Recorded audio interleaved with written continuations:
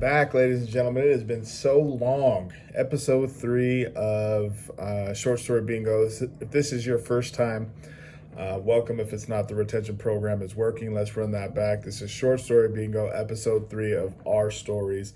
I was very, very privileged to sit down with my friend GLife, at GLife on everything, to talk about his artistry, over 20 years of making music, his videography with Extra T Media, his recent dive into beat making and production, and we talk about all that and some other things a little bit more outside of the artist realm, but a lot of morsels of gems of knowledge, and just very excited for what's to come, for the content coming out for Short Story Bingo and moving forward. But short, sweet, follow us on everything. Appreciate it. Like, subscribe, all that.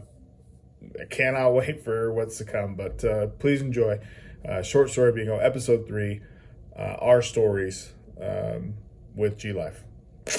Thank you. Short Story Bingo. Short Story Bingo. Short Story Bingo. Short Story Bingo. Sometimes they're funny and sometimes they're sad. Most of the time they're funny because I hate to be sad. Short Story Bingo. Short Story Bingo. Short Story Bingo. Short Story Bingo.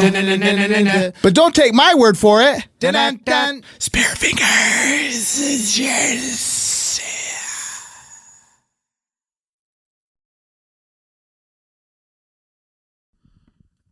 Yo, indeed it is, ladies and gentlemen. It is a fun time. Short Story Bingo, special edition, our series. And if this is your first time, welcome. If it's not, the retention program is working. What I do on this particular podcast, I speak with very awesome people and talk about their amazing stories and the stories that we have together. Thus, our stories. Today, my name is Gabino Grimes. Excuse me, my name is Nate Chacon III. I was going to say Gabino Grimes because that's my fucking artist name. And if you don't know that yet, then if I can check that out. But my name is Nate Chacon III. Thank you again for tapping in. I've made a very distinct effort to really put my all into what Short Story Bingo on this special part can be. And my guests are not just guests. Sometimes they'll be just guests, but I prefer that they're also my friends. So if we're not friends at the beginning, then hope that we can be friends at the end. With that said, I do have a friend of mine on with me right now, my friend George Life. Please introduce yourself, sir.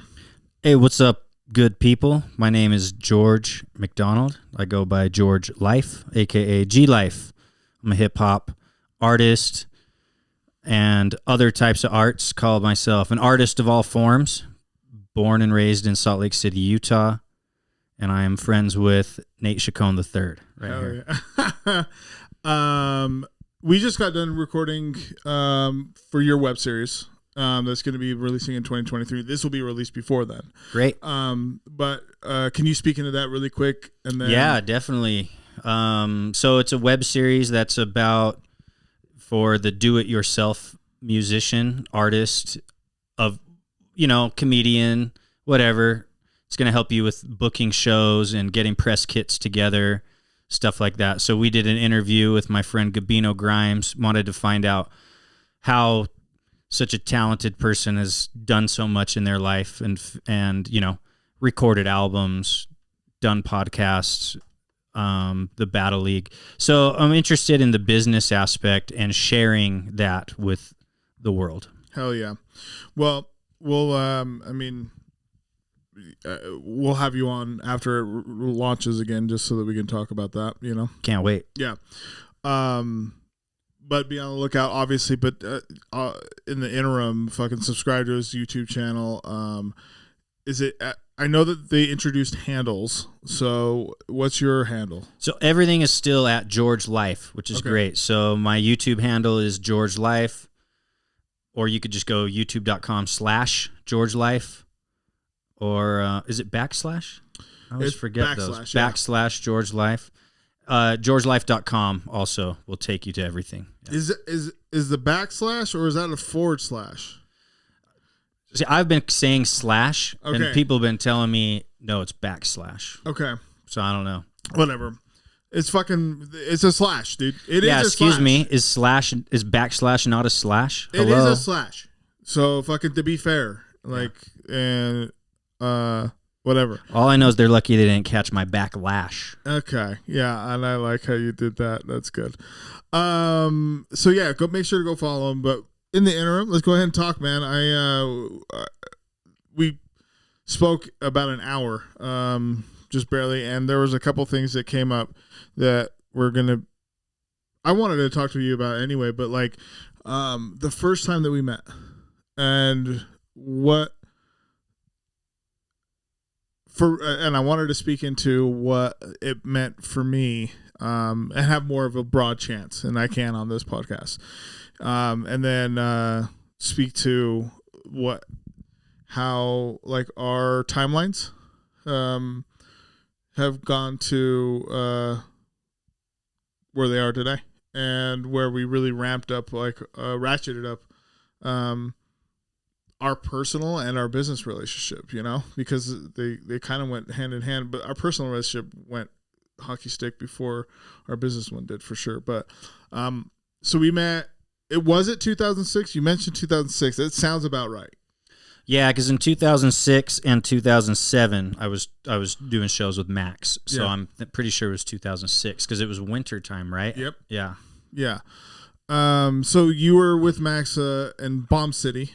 Yep. The group was called Bomb City. And I was barely I was just barely like rapping. I was still recording 2006. I was still recording in my sister's Kaysville basement on a computer mic. I love that though. I love those tales, Yeah.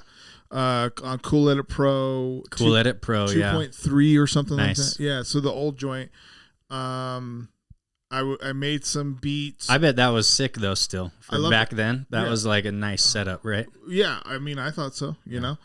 I think, Obviously mics could always be better. When we were young, we didn't get the best mics, but yeah, and I mean, I think more what I was like, if I were to like watch myself then, I would be like, fuck yeah, like you're just doing it. right. Who cares? Yeah.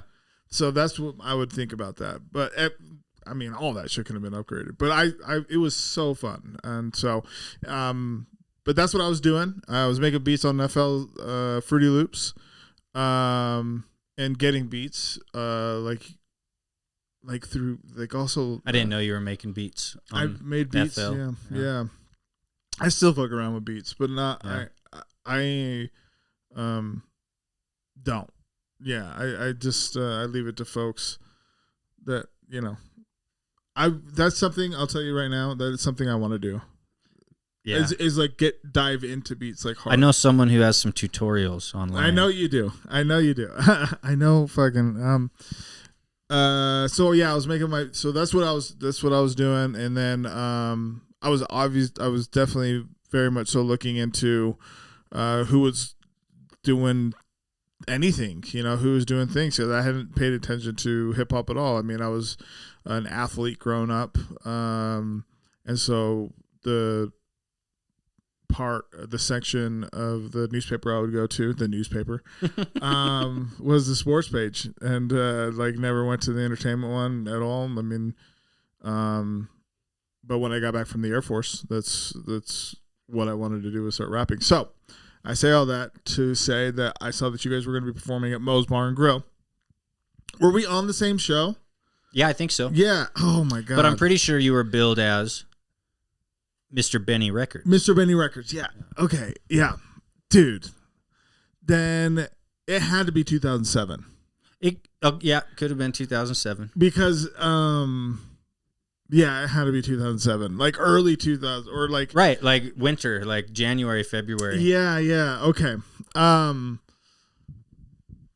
Okay. So I remember I mean, simply put, looking at you like a fucking rock star. So I appreciate it. And Max too. I mean, yeah. Simply put, I mean, you guys as a duo was the shit. Thank you. I'll be totally honest, you were more. You spoke to me a bit more than Max did. I didn't take that as anything on his part, but you were just more engaging. And just to have any sort of interaction, I was like, dude, yeah, fuck yeah, that's where I want to be. Like I mentioned, you're in fucking publications and shit, and so I was like, this is what that looks like. Like if this is it, then to get here, that's like a goal, you know. And you were very nice and cordial. You didn't, it was great. And so that honestly, our timelines broke after that.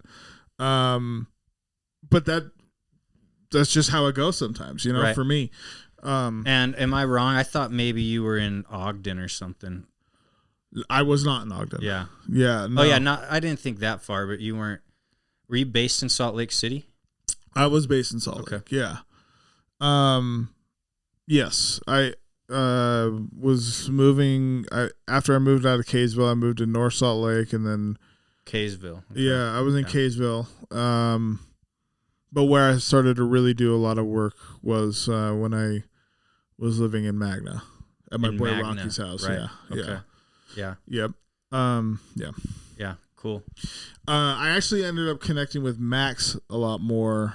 And that's probably why I thought you were from Ogden, because he was from Ogden. Yeah. Yeah. With David. Yeah. Yeah.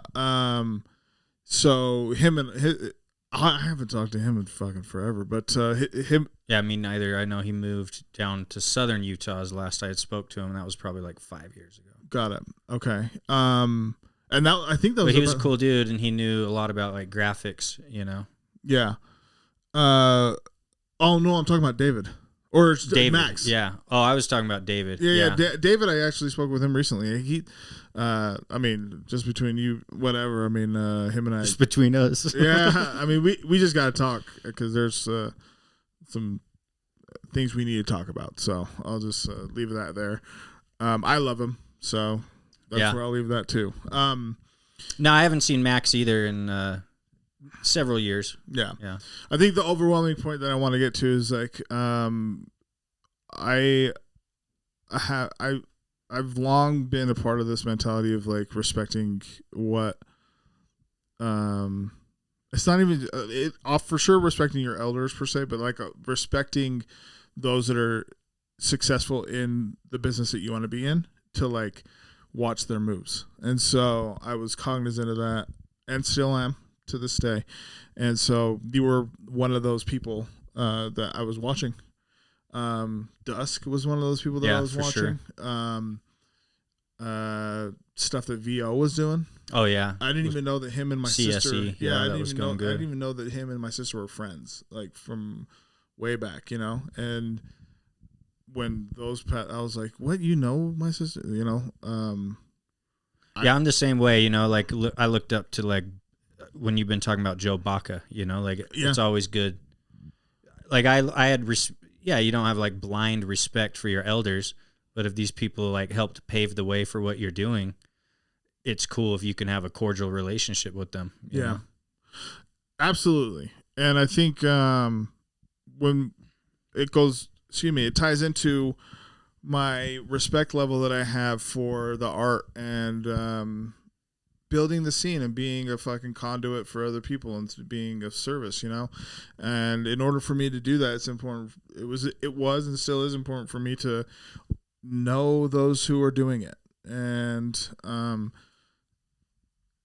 we spoke about this, but there's a lot of folks that aren't anymore, and that's sometimes like wild to me. Like I get it, you know. That's fine, I understand. Yeah, it's weird to me too. It's like they must be in their own heads or something, because people like us who didn't know each other, but we both came up knowing that's something that you do.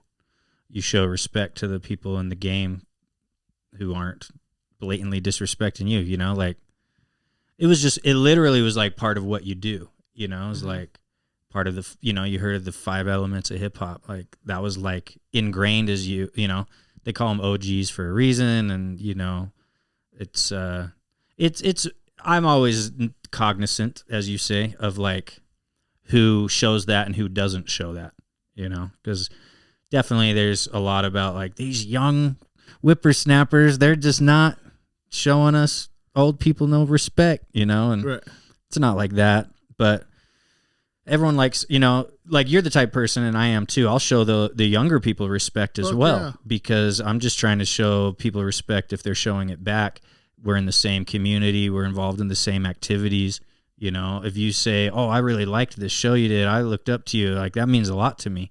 You know, I remember being that kid who looked up to people, and it's just part of the cycle, and it's part of the community. Yeah, I think it's very important, and also because because I'm going to do business with you. That's what I also think about too. Like, I'd like for this contact to be good. If it turns out that we end up doing something, if we end up becoming have a more personal relationship outside of the business one that we'll enter into, cool. If not, then we'll still have like a friendly interaction while we're doing business things, Right. and that's just how I roll, and that's what's made me successful in my 9 to 5. I believe it. And so connections are huge, networking is huge, and being able to have a good track record is huge. And so that's Absolutely. I mean, some people would say it's everything, you know. yeah, but yeah. I'm some people, so Yeah. fucking that's true. With how that made me feel though, like at the time, I guess is what transports me to like right now. Let's just go all the way fucking 16 years later, from 15 years later, from 2007 to 2022. First off, wow. it's my favorite number, 15. Is it really? Yeah. I did an album called 1-5. I was in a group called 1-5. Oh, yeah. And, Yeah. It's the code to my phone. Just kidding. It is. No. So, transport to our relationship now, and I don't. I think that it's to be said that when we first started doing like short story bingo, with like a year ago, well, 2 years ago at this point, I guess a year and a half ago for sure. We were still we were reconnecting pretty well, and I think I sprung short story bingo on you, and this is how I felt. Okay, you can clarify for me, and you may clarify fucking what I'm saying, but I felt like I sprung it on you, and it might have I was wedging myself into your life.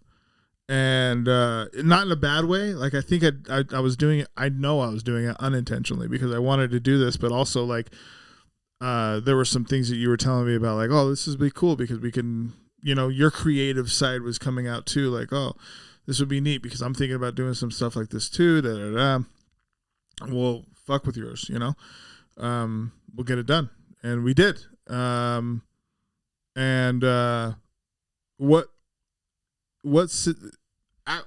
Excuse me. Through that process, I felt like our personal relationship grew. I also think that through that process, I was talking to you a little bit more about who I am as a person. I mean, we talk about this off camera. I haven't drank in 4 months. And you asked that as my friend. Do you know what I'm saying? You would not have asked that if I didn't let you know that that's like even something that matters to me, you know? And so I think on our personal level, I want you to speak to, first off, what I talked about is about like the short story bingo adventure, and what how you value personal and business relationships, and how that works for you. Sure. Awesome. Yeah. I think, I think you're an awesome dude with a lot of integrity, an honest person, someone who can be trusted. And I think that friendship our friendship started from what we were talking about, just being like cordial rap people, You know, we would see each other around, and it started with that first show, you know, and then we'd see each other. Oh, dope. How's it going? How's things going? And when we started talking about you started talking about short story bingo. You were already doing it. And I don't know if you asked me or I offered, but we started doing it because I wanted to be involved because it's good practice for me business wise, but also it's fun to see your friends doing like a passion project, you know? And with projects like that, the money comes later. You know, you're not worried about like, well, I need to get paid for this, or, you know, obviously it's a passion project. It's like, you know, just do it to get it done, to run the cameras and stuff. And yeah, you and me started spending a lot more time together, but you were always someone I had respect for, you know, and, you know, like over the years of this rap shit, most of my friends are people from the music industry because I've spent so much time with those people, and it's really easy to like get along, you know, especially in Utah, with Mormon Utah. You don't have to worry about swearing, or, you know, someone who doesn't drink doesn't have to worry about if I want to drink or if I want to smoke weed, you know, like the rap, you know, most rappers I can get along with, but anyway, I appreciate that.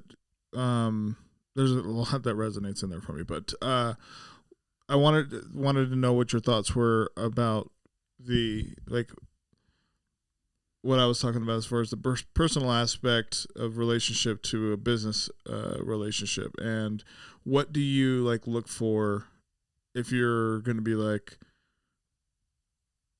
how have you had long-standing business relationships that really didn't ever get personal?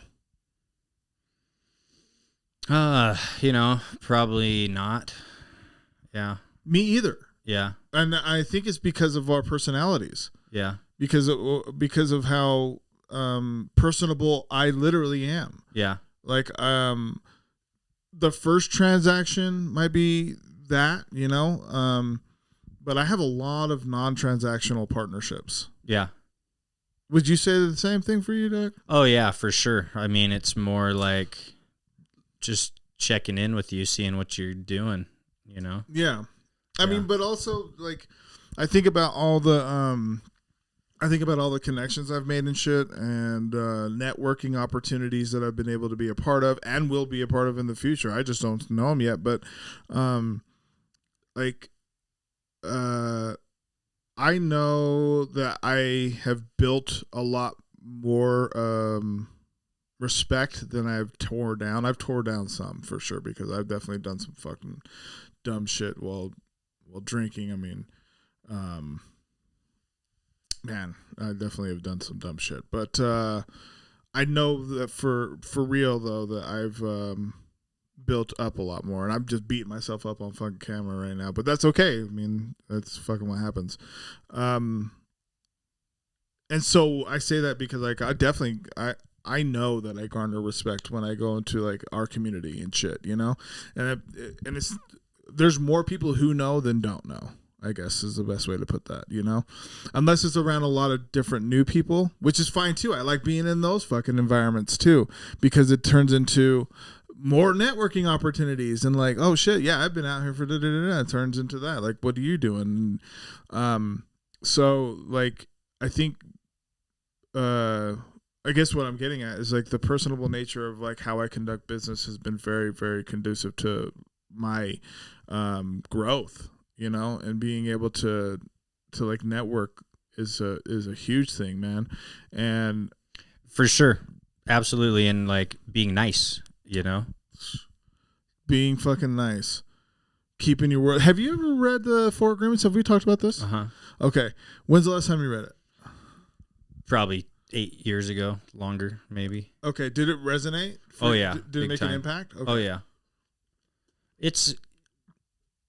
I still listen to those types of things. Like when I'm at the gym, I listen to Tony Robbins and Dr. Joe Dispenza, and you know, it's all self-help type stuff, trying to help me figure myself out better, you know. How often would you say that you're in taking in self-help knowledge Daily. daily?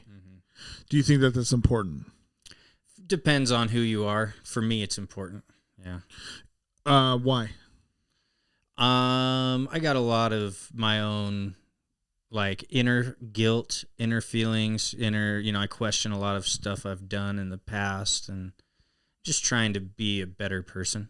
And, I was never a horrible shitbag, but like you're saying, like stuff, when I'm drinking, not every person I drank with is going to say I was the greatest guy to be around, So definitely always trying to better myself, always trying to like, with me, a lot of it started with the music industry. Like I was trying to know more about business, and all that stuff helps you with business, right? Yeah. But then it really came down to like, I became like a huge stress ball, and now I use that stuff to like not be such a stress guy. I used to freak out on people, and I just don't as much anymore, kind of like we were talking in the last hour, talking about, how planning these events for you used to it's different than it used to be.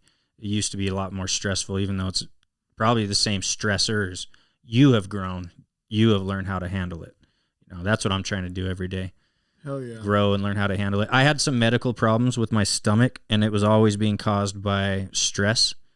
And then on top of that, I've been in legal situations. I've been in fights, and I've been arrested, and I've been someone who uses alcohol and drugs, and it's just really key for me to like, it's just become part of my daily life is the self-help stuff. And I search it out. So I've got like audio books and, just listening to it constantly. Dude, fuck yeah. And I appreciate you saying that because, because I do the same shit. I mean, I mean, like to the degree of The Secret.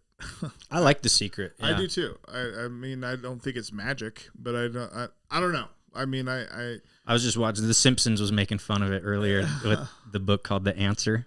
Oh, the answer has been with us forever. How they do it. Yeah, it was pretty cool. But I bring that up because like I'm consistently doing. I just like taking in cool. Existential information and like. Yeah, me too. I think it's calmed me, and I'm very introspective with my decision making, and like I enjoy being rational more than I enjoy being emotional about decisions. And so for sure, either you control events or they control you. And if it's not like a funny podcast that I'm listening to in the morning, like listening to like Dr. Andrew Huberman talk to Jordan Peterson recently, was just amazing. It was just nice to hear fucking well-informed people talk, like people that are just more informed, I guess is the best way. I mean, I don't want to call them smarter. I don't know that I don't get on board with all that smarter shit. I think that there are more people apt to want to be more informed. Definitely. There's people that think they know it all, and there's people that want to learn it all. Yeah. I thought that's a whole nother thing, but whatever. They're smart, but they're also, I mean, I'm smart in places where they wouldn't be smart, so I guess. So that's what I'm saying. Like, I just, in places that I'm not informed, I appreciate fucking being informed. So I've been I said this, but I'm very Google it. So like, I've done that since I was a kid. I love reading. Why I fucking do short story bingo day. I fucking don't mind it. I love reading. It's funny.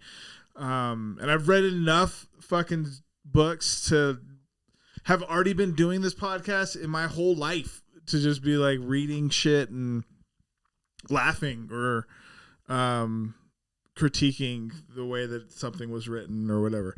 But I do the same thing, I guess is the point I'm making. And I think that gets lost a lot with people. And I say that because when I mean, I think that self-improvement gets lost with a lot of people because it turns there's a stigma surrounding like people acting like they're better than you or some shit like that. And I think that gets tossed around a little too much when people are really just trying to figure themselves the fuck out.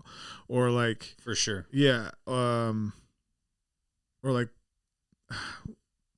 bootstrapping... what's it called? Like pull yourself up by your bootstraps, like figure it the fuck out type of shit. Sometimes, man, it takes some time to figure it the fuck out. And by time, I don't know how long. It could be a second. It could be 2 years when I'm figuring shit out, you know? And I'm okay with being vulnerable about shit like that. I don't fucking have an ego about that at all. I think that's quite literally the point, is to undress the fucking ego. For sure. So that you can take fucking information in without a judgment. Yeah. I mean, judgment in the fact of like what you're taking in, you know, but like not so much what, not so much like that you're taking in the fucking knowledge, just like being very open and willing to, and vulnerable to it. Dude, music has been, oh, go ahead. Music, has been something. I said that I've been doing it for 18 years, since 2000, like full blown since 2006. So this year will be 16 years. How long have you been doing music, dog? So that guitar right there, my mom and my dad got me that guitar when I was 12 years old. This one? Yeah. Okay. Yep. And I'm now 40. Just turned 40 this year. So 30 that long. 38. 34 years. No, wait, 28 years. 28 plus 12. Oh, you were 12. I thought you said 6 for some reason. No, I was Okay, 12. okay. Yeah, I was 12 when I got that guitar, and at that point I was obsessed with like grunge music. So I started taking guitar lessons. I learned how to play Nirvana and Pearl Jam and stuff, and I was in a band, and we played in front of the junior high in 8th grade and 7th grade. Just a couple of times, but I've got some old video footage of it still. And then I started getting into Tupac and got more into rap music. But I always kept the guitar. I always liked the guitar. Now I use it a lot in the beats, the beat making, you know. But so I've been making music that long, and I'm, you know, I feel like it's funny when, you know, I feel like I haven't made that much music, you know, until I started making beats. I really, you know, and it must just be society or the homies or some, not, you know, I feel like all this rap music I made, and it's albums, you know, 10 albums worth, I just feel like it didn't count, you know, and I shouldn't feel that way, but it's like, I don't know, it must just be the haters have got to me, you know, like maybe it's also like the older I am now, I feel like I definitely don't like a lot of my old music, you know, so maybe that's why I feel that way. But I've been making music, writing lyrics, writing music as well, the guitar and the melodies, you know, for over 25 years. Dude, that is wild. Okay, Yeah. So several things I want to talk about now. Because we talked about, just performing and that wall of public speaking and the fear of it. Yeah. The natural fear of it. Like, no one wants to be the speaker in the clan, no, you know, and if you are, you're like, you know, there's some people that are naturally gifted with it. Some people have to work at it.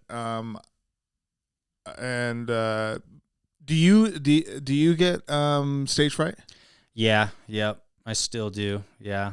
And I did back then too. I was going to say, like when you were little. Yeah, I remember 13, it, but it wasn't like crippling, you know, Yeah, like yeah. some people literally couldn't get on that stage. But I remember being scared, and I remember messing up some of my guitar, you know, and being like, I had to wait, you know, to be able to jump back in because I had messed up, and so I had to wait for like, you know, to catch it. I had to catch the song again. I'm just like, oh, everyone's watching me. It's so embarrassing. And I go back and I look at the video, and it's like, it's not that bad. It's a kid, you know what I mean? I wasn't a savant. I was just a kid playing guitar, you know? Yeah, dude. Okay, hold on. I'll go on that in just a second. I'll put a pin in my own brain about this. What music, I want to break this whole shit down. Music in general, what do you enjoy about music? Not the business part. Why the fuck do you enjoy music? Well, for a lot of my life, it's starting to change now, but for a lot of my life, it was That's good, wanting to be the star, you know, wanting to just seeing musicians and wanting to be like that. So a lot of my career was based on like performance, stages, shows. Nowadays, what I like about music is that same thing I like with painting, just that I can create something from a blank canvas and it's mine. And it doesn't even, now that I've invested all my equipment, it doesn't cost me anything. So if I want to go make a beat tomorrow, it doesn't cost me. If I want to go make a rap, I can make a whole album. It doesn't cost me anything. You know what I mean? Because I have DistroKid paid for and all this stuff. And I have my own studio, the mics, and I can make my own beats. And so it's literally everything I ever wanted, you know? So like sometimes I just have to come downstairs and play with this equipment, and as it's getting older, it's still like it's what I need to make my masterpieces or whatever, you know. It can be frustrating, it can be calming. What I like about it, it's challenging, you know. I'm still like in the beginner's phase I still think of myself as a beginner like musician, you know. Even a rapper, I never ever thought I was the best rapper, but business-wise, I always thought I was one of the best, you know? So, like, business-wise, I think I'm one of the best, but the music is, like, I'm still such a beginner, barely scratching the surface, bro, you know? Like, look, I got all these instruments I never play. Got, like... I mean, And it's like, I'm sure you have had this thought, and so many of us creatives have had this thought, like, I just wish I had all the money on earth so I could just do what I want to do, you know? Like, all that's missing from my puzzle is time. It's fucking, you know, like I could sit here and it doesn't mean I'll make a masterpiece, because you and I are the same on that sense. Like I would love to make a masterpiece, but if I don't, I'm still going to make what I make. Like it's like therapy. It's getting it out of you, you know, but I just wish I had more time to make more stuff, and I have more time than most people, but it's still like not enough time, you know? Yeah. And people like us, we're working on podcasts and books and albums and businesses, and it's, you know, there's just not enough time. Plus you got to learn how to do it first. And that's why I say I'm still a learner. Like, you know, I can't make the sickest beats all the time. It's like 1 out of 10, you know, I don't know. Yeah. So, okay. It's hella fun. Yeah. I was going to say, so you just encapsulated the whole thing without me saying it, like, saying that it's hella fun. And does that need to do? Nah, we're good. All right. So what I was getting at is like, for me, when I was like young, and getting into, I don't know, when I was like 19, when I started to rap and started to think about music differently, like I never really paid attention to like music theory before that, and or even how much I really loved music before I started to write raps, and I know that music is a universal fucking language, and it's been forever since, you know, people started fucking tapping their hands on a rock or whatever the fuck, or two rocks together. But I find it so fascinating still, even for myself, to like be blown away by a new beat that has like the same cadence, just like 3 or 4 different sounds, and it's the same BPM of like a beat that I loved in 2008, but it's just slightly different. I still get enamored Yeah. with that And Yeah, it is crazy. You get like a feeling, almost like you were a kid again. You're like, oh my God, this beat is so dope. yeah. Who did it? How did he do it? Like, Do you get that? I also need it. It's gotta be mine. 100%. And I think I don't know that that'll ever go away. I don't. I've listened to like Joe Budden talk about how like when he's retired, like he doesn't listen to beats like that anymore.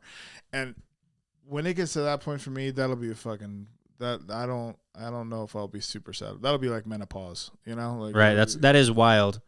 Someone like him, he's spent his whole life doing this as well. Yeah. Like all of a sudden for the art and for the money. Right. So like because he didn't have money to try to get, working your hardest to Right.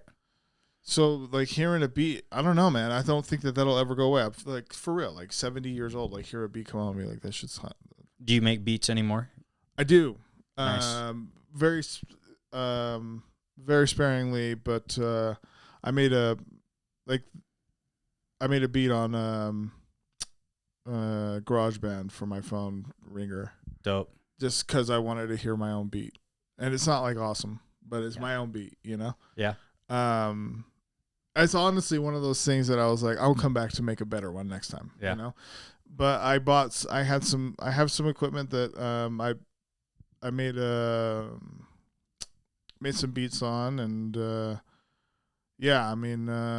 that's still very cool to me. Yeah. Just making beats is cool to me. I like hearing what I want to hear. So, like if I'm making beats with someone, I really like to be in the process and, not. I don't know how to.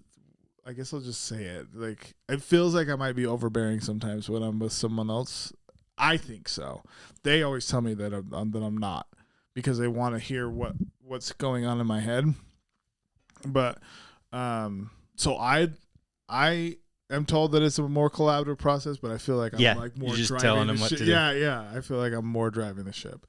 But that the beat making part is so cool. But what I was saying is like being in this space is so different, man. It's like I'm a whole different animal when I'm working. Like my 9 to 5 is a whole different thing, And when I say that, because I've said that several times, but when I say that, I think to myself, is it that different? Is it just more just like me transferring a lot of my passions and my energies to a different place, Because I have these types of conversations on like discovery calls, Like I'm in a pretty cool position where I'm talking to CEOs and entrepreneurs of startups or like 7-figure, 8-figure, 9-figure businesses, and in order to get to know what their business is, I would like to know how they tick and why they got into making phone cases or for some people it's like I just saw a CPG product in an industry and I wanted to have a business in it. Right. And there's some people are like, they have that personal moment, like my kid was fucking shitting everywhere. And so, baby wipes weren't cutting it. So now we make little towels or some shit, Right. Whatever. So I think that I don't give myself enough credit for incorporating my passions and in just my whole life. Like it's just like a whole thing for me to be able to have conversations like this and just chill, talk, and then also have some little bit of learning that goes along with it. But to go back to what we were talking about, I just went on a whole fucking thing. And I don't know that music will ever fucking leave, man. So for you to have been doing it for as long as you have, that's a blessing, don't you think? Yeah, and for a small amount of time I was making decent money, when I was doing like a lot of shows. I was making pretty decent money, but COVID fucking sucked, huh? Yeah, COVID was the end of that. It had all been declining already with the decline of physical CDs, and because that was a big thing for me is selling CDs. I mean, they're not gone, but people aren't buying them like they used to. And for sure, for years, selling CDs was like the number one money maker, and then shows was the number one money maker. Then with COVID, it's just all gone. You try to pick up the pieces and figure it out, and that's when I started doing more beats and really fell in love with making beats and stuff. But had you made beats up to that point? Not really. I had helped people make beats. I had played some guitar on some of my stuff, like me and Lamb. We would make a beat together, but I had never made my own beats. Like not even a focus level of like they got the beats and I'll just like, it would be cool sometimes if I do this or whatever. But like I rap, I make cool music, I perform. Never ever tried the beats. I always wanted to. I always wanted to make beats, but I never tried until January 2020.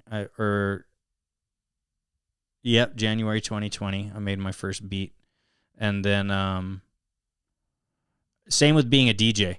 I want to be a DJ too. I just haven't really. I did a DJ set once in 2012, and it was cool, but like that was it. And definitely want to be a producer, want to be a DJ, want to be them both. Dude. And the rapper, and the guitar player, and the videographer, and I want to do it all. Yeah, dog, that's what I'm talking about. That speaks to being able to have what we were talking about earlier, that like there's other opportunities to stay in and not being boxed in. I fucking DJs for a while, dog. Nice. Like, bars and shit. I had CDJs. Didn't you make more money as a DJ than a rapper? 100%. And it was a fun fucking time.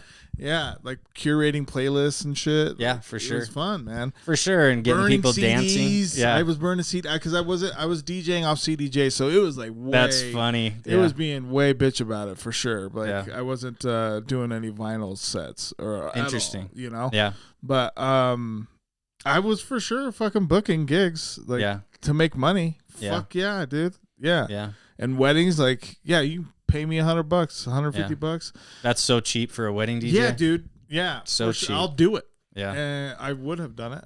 Yeah. It's hard to if you just had to show up and DJ, cool. But when you have to load up, you got your speakers and your mixer and your light bar and your lights and. Yeah, that's a lane that I've dabbled in, and I appreciate folks that have made that their thing. Yeah.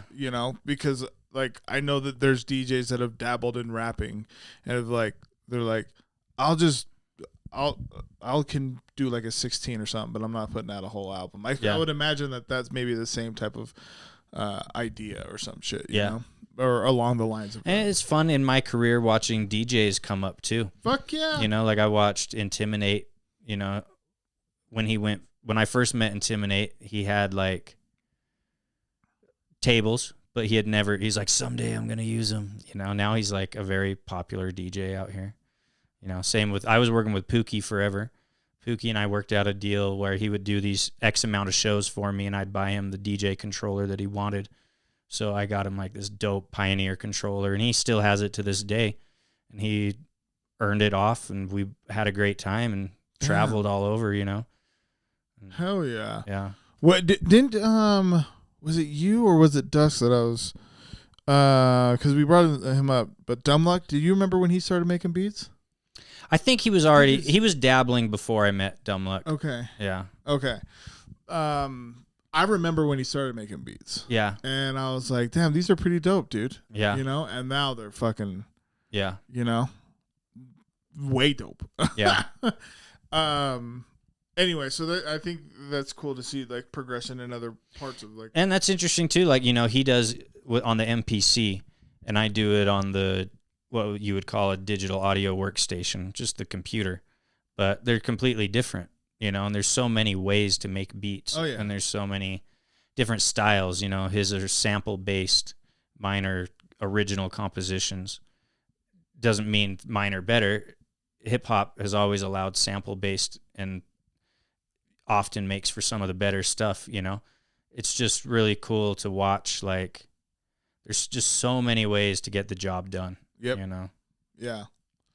That's a good fucking point. Even with recording, you don't need a booth like that anymore. You just need like a pop guard like that one, And, oh yeah. And like we were talking, you were recording in your sister's closet, I was recording in a closet, bro. I was recording on a fucking chair like this in a basement that had no. Yeah, an no unfinished basement. Yeah, no drywall, no Dude, floors, nothing. Dude, yeah. nothing. Anyway, continue. Yeah, I was too. And With nowadays a that computer would like work. This joint, Now, yeah, I did. I swear to God. Ours, we had it was me and, oh, this is a long story, but we just put a microphone like this in a shoe because we had nowhere else where it would like chill, so we put it up in the closet in a shoe, and it was perfect. We made a little pop guard out of a nylon pantyhose. No way. And a metal hanger. That's the old pop guard that we had. And, it was all about DIY, do it yourself. And we didn't have money, but yeah, nowadays that would work, bro. Literally. You know what I mean? Like you just need like one of those things. Yeah. And that would work. So recordings changed, beats have changed, DJs, it's all changed, it's cool. It's fun to watch. You can fully fund your own shit for real. Well, excuse me, not fully fund, but there's a lot more tools at your at your beck and call. Absolutely. Yeah, you can definitely. Dude, just go order like a DJ controller on Amazon and use it for 30 days and return it. 100%. Nah, I'm just kidding, but you could. Yeah, fucking do that. Yeah. That is wild to think about because even back then, like there was a lot of different ways that I tried to fucking manage to make it happen. I was like, I don't have a mic. I don't give a fuck. I'm gonna still record. Right. And what are we gonna do? And I was like, dude, the computer mic will fucking work. Yeah. And then dude, no. Then knowledge. somehow you got your hands on Cool Edit Pro. Yeah, no and knowledge. like, Yeah, you know, I you just downloaded it illegally. I'm sure. Right, for sure, because we had LimeWire and Napster. I definitely fucking downloaded it Yeah. illegally. And then Yeah, I mean, we had every software for free. fuck, dude. You know, But like I said, like I appreciate hearing those stories too, because I know that you said like I love hearing that shit. I do too, because like I said, I would look at that kid, that 19-year-old, and be like, just keep that. right? Keep being curious and keep fucking not saying no.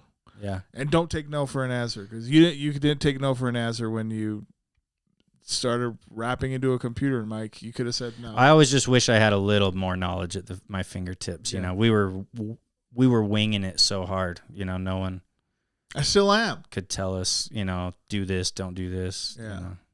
Yeah. I think that's part of the beauty, man, of fucking life. Like that's the mystique of things, because you don't know it all. So it's a search of that knowledge, Yeah. man. You know, I grew I up do wish with to. I grew up with the Endless Struggle guys. They're a punk rock band out of Salt Lake City, Uh-huh. and they really inspired me to do a lot of it just punk rock style. You know, they didn't just inspire me to, but they told me to. You know, they're like, just cut up your flyer, just make a flyer out of like the newspaper clippings, and just get in a van and show up at the venue. Like, don't even worry if you've been booked. Like, just go there and like. I mean, that was what they always told me, was get in a van and go. I was like, how do you get on tour? How do you get this? Just get in the van and go. You just got to go there. Go do it. Really? You know, and we did that quite a bit. Like, went to L.A. and with Lamb and Chris Styles, and with, no main plan. We just went to all the major record labels and didn't get nothing out of it. Knocked on all their doors and slept in the van, Like for real? Like went to like Capitol and all that? Yeah. Yep. And like literally knocked on the doors? Yep. Yeah. Fucking did. And what did that yield? Nothing. I mean, Just not got even like us more hungry though, just not even a conversation or could- anything, or like even a No. card, like, hey, contact us. No. We did end up we had some gigs out there, Yeah. and like, made a few fans, but no, nothing business wise. I got you. Okay. Yeah. Well, I mean, the point is that like, you for real just went out and fucking got it. Like I think there's just not, you can't teach that shit, man. I don't. I would imagine as a young kid, then like before this, would you say that you were pretty like independent, like as a 10-year-old, or what? I don't know. I had big dreams. I always just thought I would be some huge superstar for sure.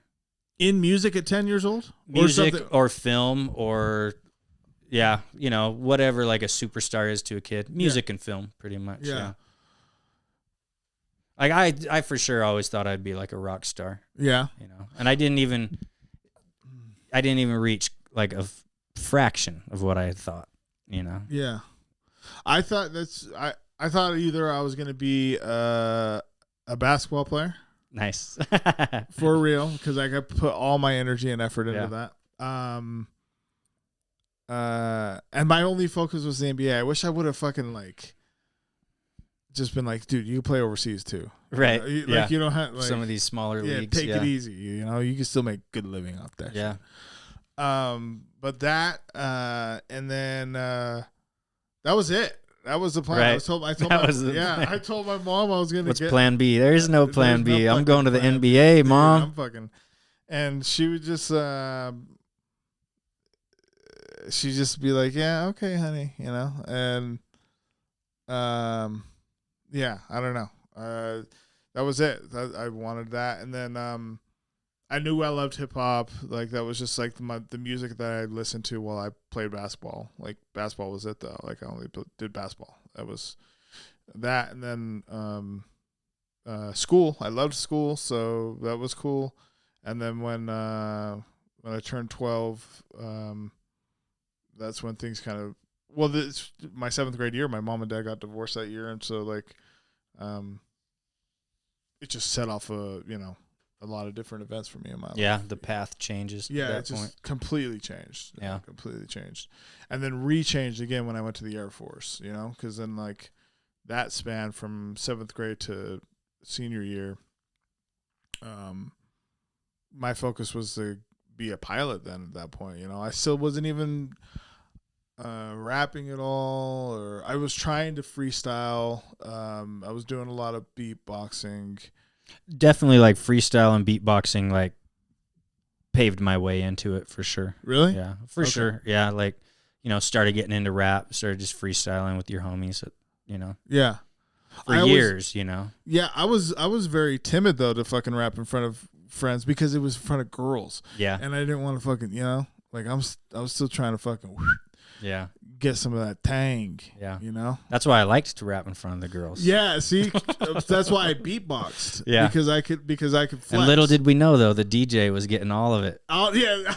They were getting all of it. Yeah, they weren't even sharing. They were not. Yeah. No. I still pulled, but yeah, that's funny. I think ultimately again, this comes back to our stories and our story in particular, and how far where our timeline started, how it. Briefly,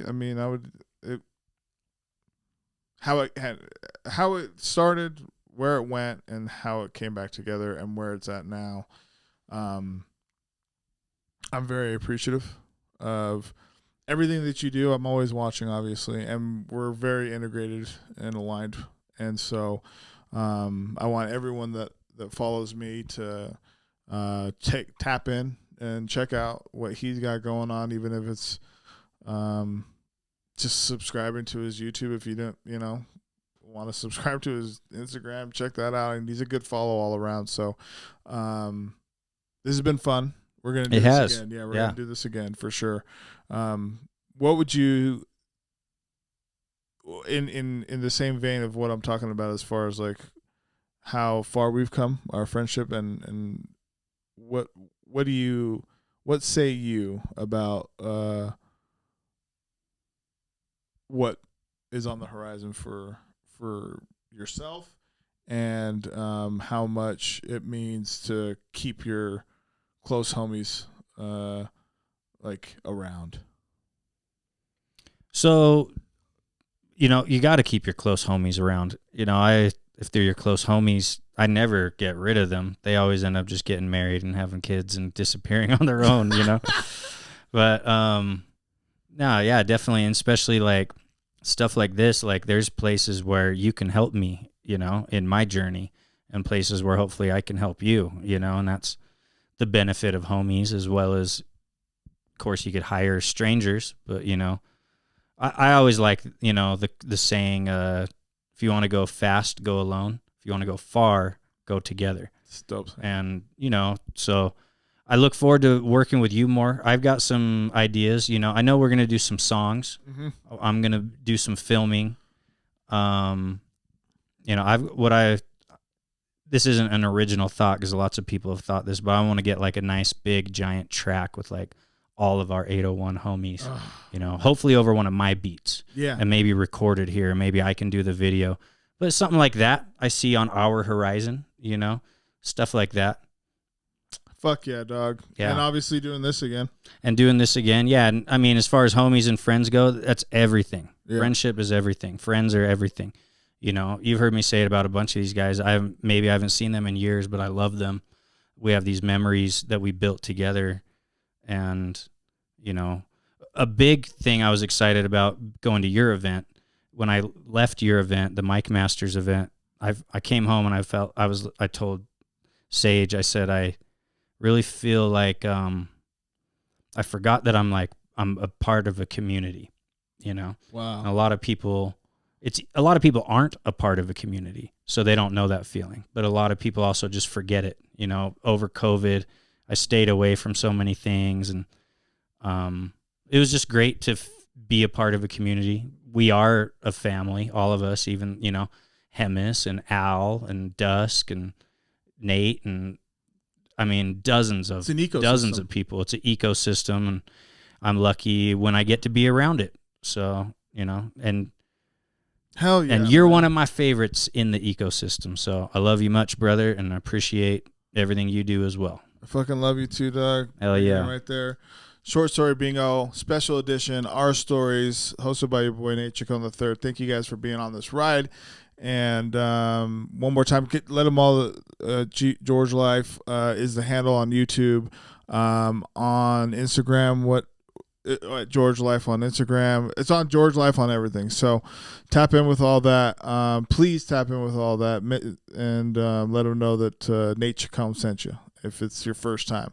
So we're out this piece on the new Rodecaster Pro. Shit, I'm going to be talking about this motherfucker for like the next 5 episodes because I'm dope. So fucking happy with it. And I can't wait to just use the shit out of this to get this Rodecaster fucking 2 because there's another one out there. But I'm going to use this thing, and I'm very happy to do it. So Short Story Bingo, Our Stories, and we're out, man. Peace.